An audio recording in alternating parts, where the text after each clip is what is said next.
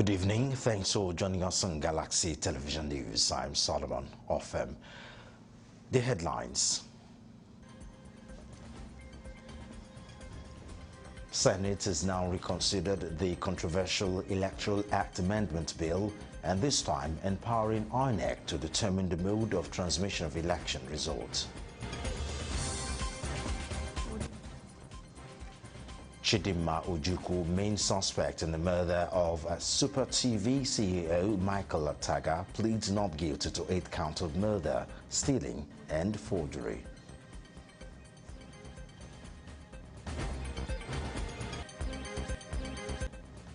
And outside Nigeria, Crete has been shaken by an earthquake with a magnitude of 6.4, according to the U.S. Geological Survey, which placed the epicenter on the east of the Creek Island. Those are top stories. Details coming up in just a moment.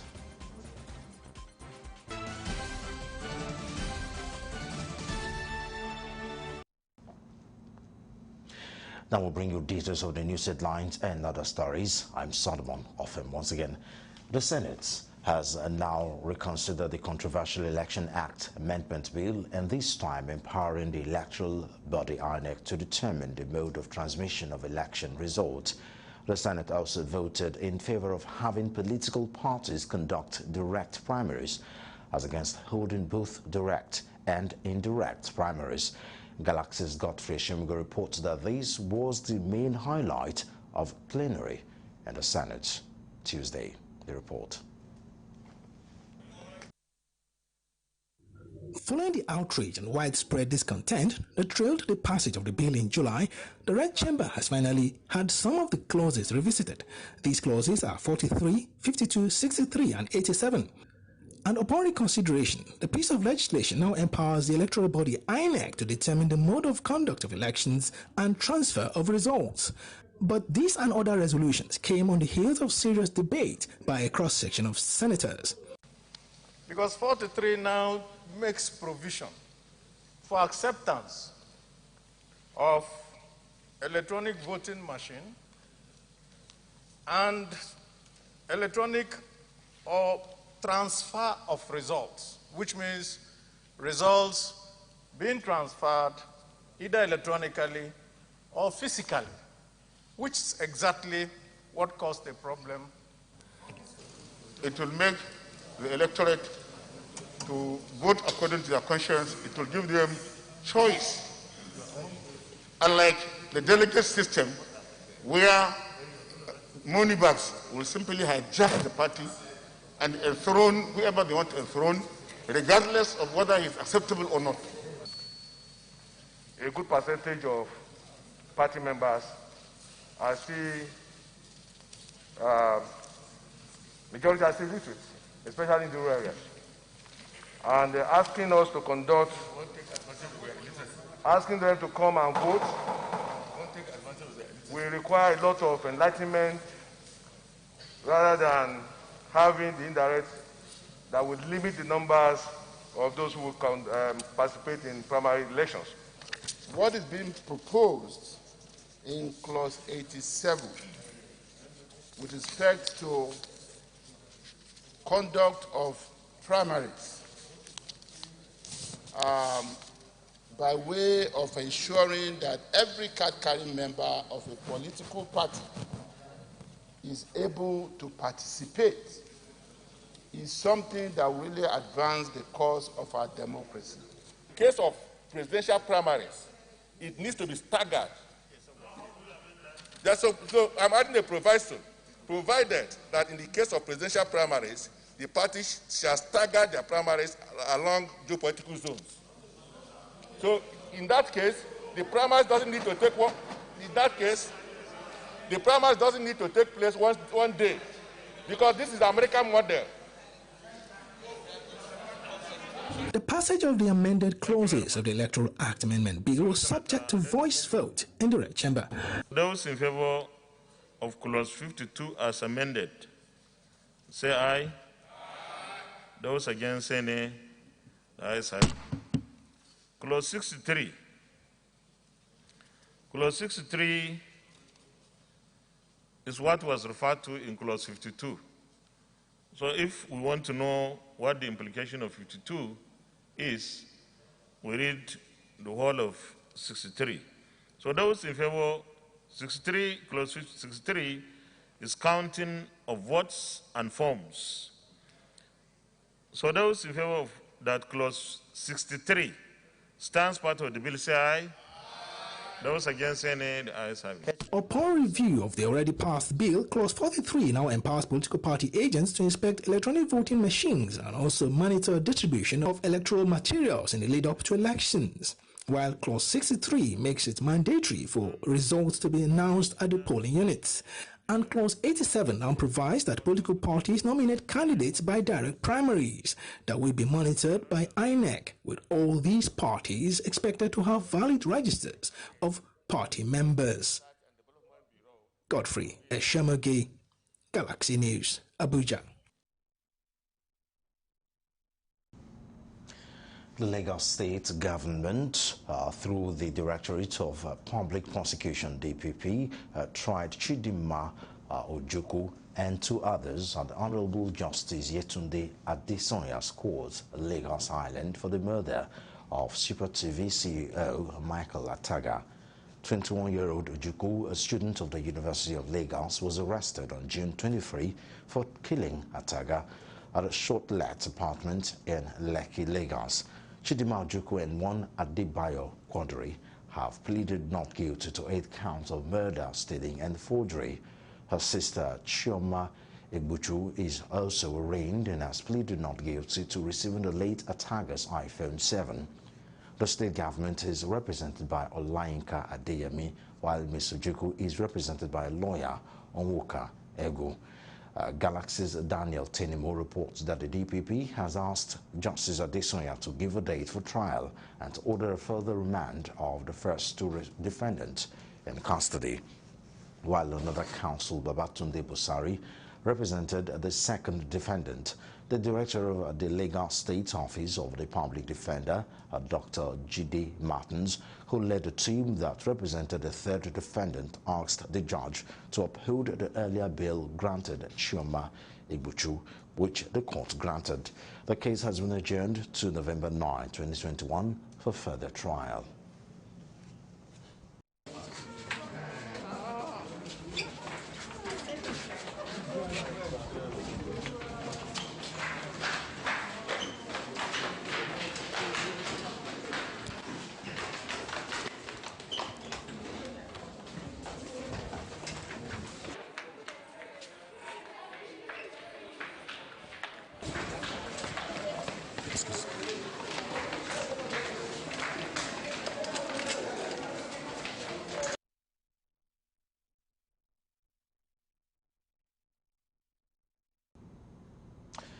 And on to insecurity issues. Gunmen have again attacked another school in Kaduna and abducted not less than 3 students at St. Albert's Seminary. The school is located in Kaguma in community in Kafanchan and was established by the late Bishop Joseph Bagubiri. According to reports, the gunmen who came in their numbers with sophisticated weapons surrounded the premises and overpowered the students. Galaxy TV correspondent Bosan Yakusak, who spoke with Reverend Father Silvanus Ato, a teacher at the school, said the gunmen came at about 7:30 p.m. yesterday evening after their evening prayers, and the operation lasted till around 9 p.m. The other students who left early and were already having their dinner at the dinner hall, on hearing the gunshot, escaped in disarray to different directions. Imo State Governor Hope Uzodinma said that the state government will do everything possible to ensure that the gunmen who ambushed and killed soldiers at Zombe community in Oguta local government area of the state are brought to justice. The governor made the disclosure at the government house in Owerri while briefing journalists on the attack of soldiers who were said to have visited the community based on a distress call of fighting between cult groups. Governor Uzodinma, flanked by senior military officers, recovered rifles and military camouflage. You must have heard what happened 2 days ago in Zombe, Oguta local government, where unknown gunmen and bandits confronted our military patrol and abducted 2 of them and eventually killed them and made away with their rifles. And to the glory of God, the rifles have been recovered. They stressed that since the deadline for the surrender of arms and ammunition expired, anyone caught still keeping weapons will be prosecuted. So this comes again to our last announcement and directives that anybody, no matter how highly placed, who is in possession of any weapon, if you're in possession of any weapon in Imo State, we directed that those weapons be returned, and the time given for them has expired. Therefore, anybody still keeping any weapon under his or her custody is running a risk of being arrested, and if caught, will face the wrath of the law.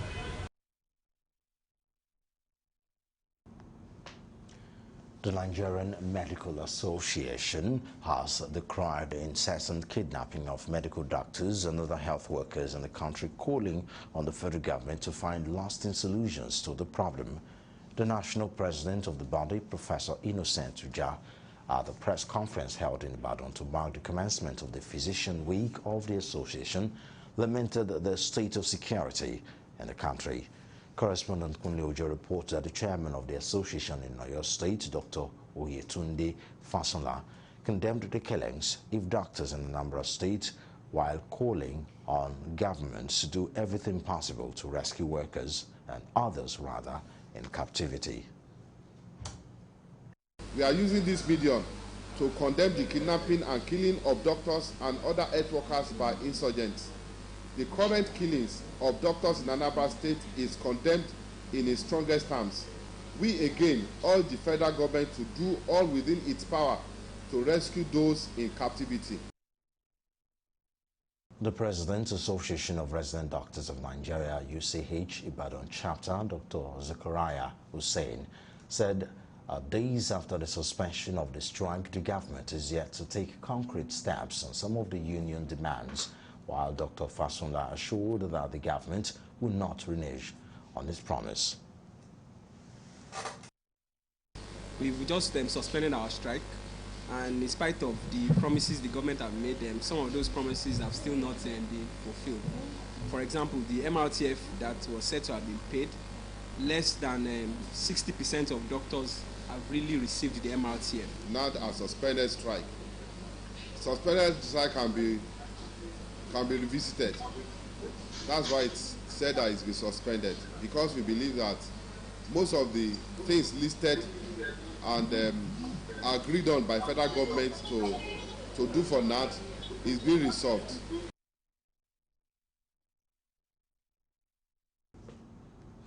This is Galaxy Television News. Time for us to take a breather. We'll be right back with more report. Stay tuned.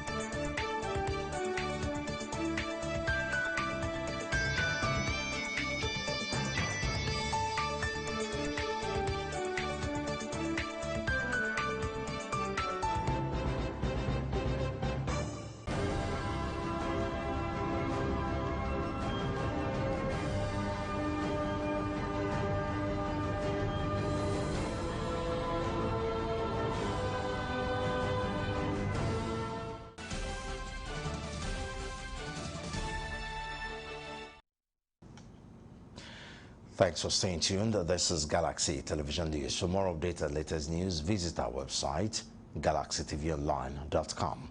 Subscribe to our YouTube channel, youtube.com/Galaxy TV Nigeria. You can follow and interact with us on our Facebook page, facebook.com/Galaxy TV. Don't forget to follow and tag us on our Instagram page at Galaxy TV. You can also avail our eyewitness feature via WhatsApp. If you have breaking news around you, simply share your story by sending short clips or videos of the news on 0818-6666-669.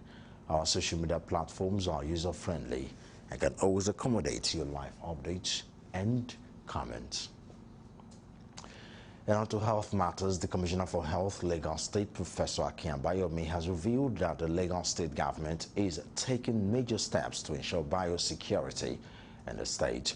The Commissioner made this known on Tuesday while speaking on the importance of biosecurity to prevent future outbreaks of viruses such as COVID-19 and Ebola. Professor Abayomi further added that the state is ready to work and develop the biosecurity policy together with the Global Emerging Treatment GET in a conference slated to hold later this month. He added that Nigerians need to take issues of biosafety serious following the devastating effects of the COVID-19 pandemic and the changing nature of the virus. Changes, the vaccines we have may lose their potency in protecting you against these evolving strains. So for us in Lagos, we have to contribute to what the world understands as how this virus is changing. It doesn't just change in India or in America or in Europe, it changes everywhere. So as it is infecting people in Lagos and Nigeria, it is also changing in Lagos and Nigeria.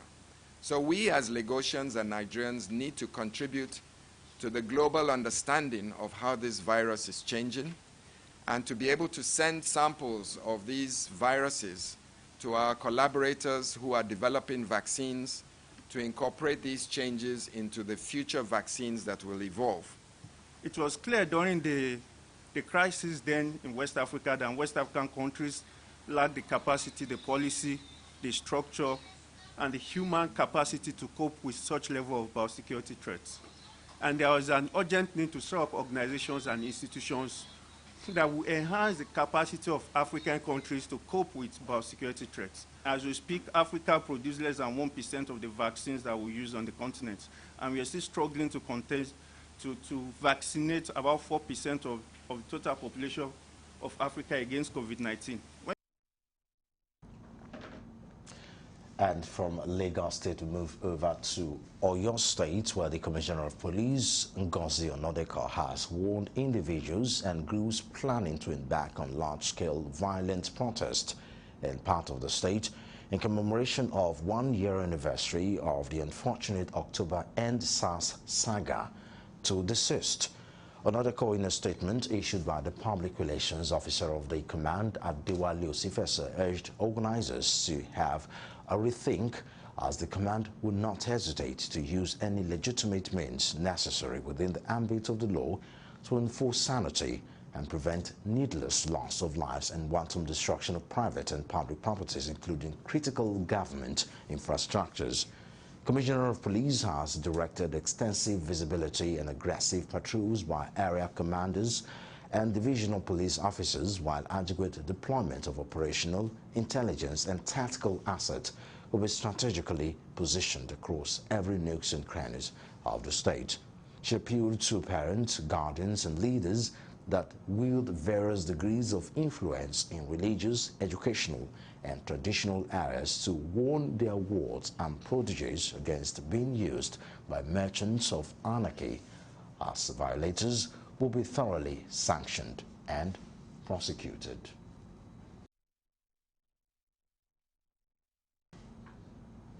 From Oyo State over to Ogun State, where the Governor, Dapo Abiodun, has restated his administration's commitments towards securing lives and properties in the state. Abiodun made this known when he played host to the new Commissioner of Police and the Director of the State Security Service in the state. The governor, however, assured the new state director of the Department of State Security, Lekinyo Abimbola, and her police counterpart, Larry Bankole, of his administration's readiness to continue to do all it can to support them in its bid to continue to make the state the safest and best destination for businesses in the country. He charged the new Commissioner of Police and the State Director of the Department of State Security Services to ensure that they continue to maintain the interagency relationship among the various security agencies in the state. We appreciate the fact that there's much more needed to ensure peace and security. We understand the fact that there is a direct relationship between insecurity and unemployment. We appreciate the fact that there's a relationship between security and also illiteracy. This administration has taken upon itself to tackle head-on all these issues. We are providing employment by various means.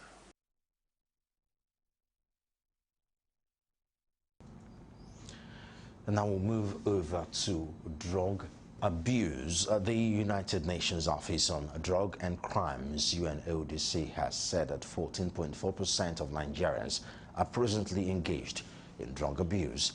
This portends great challenge on the state of national security in the country. The UNODC report shows that Nigeria has one of the highest drug prevalence in West Africa. The drug use prevalence in Nigeria for ages 15 to 64 is approximately 14.4, which is almost 3 times the global drug use prevalence of 5.5%.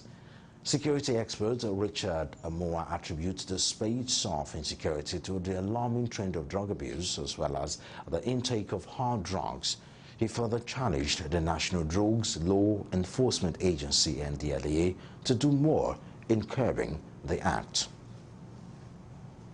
See, do you think it's easy for a man to break into a house and start raping the wife and the children? No. It's because they are on drug. Drug is a major reason why you see a lot of young men are getting involved in things they are not supposed to do. And if, for example, you are a normal person, the moment you overtake that dose, what the signal is sent to you is it's not a normal signal. And no nation can ever survive or live well with people who listen to drugs. So, if we can take drugs away from people, I'm going to tell you that it's going to reduce a lot of insecurity. Our international news is up next.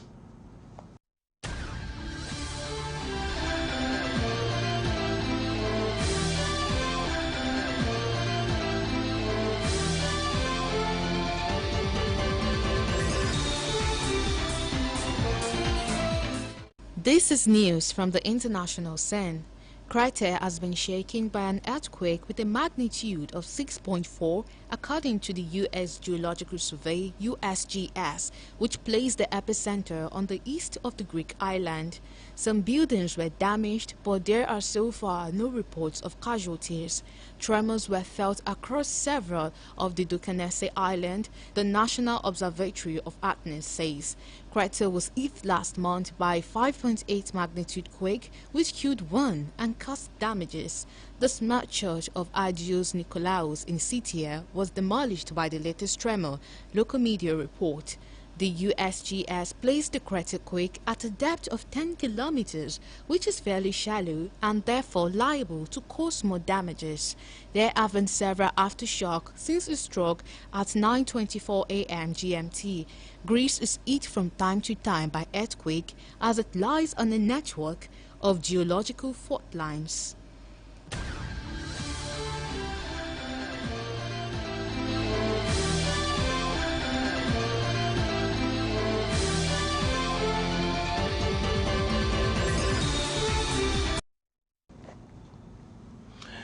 And with that international news, we'll end this news. For more updates and latest news, visit our website, galaxytvonline.com. Subscribe to our YouTube channel, youtube.com/Galaxy TV Nigeria. You can follow and interact with us on our Facebook page, facebook.com/Galaxy TV. Don't forget to follow and tag us on our Instagram page @Galaxy TV. You can also avail our eyewitness feature via WhatsApp. If you have breaking news around you, simply share your story by sending short clips or videos of the news on 0818-6666-669. Our social media platforms are user-friendly and can always accommodate your live updates and comments.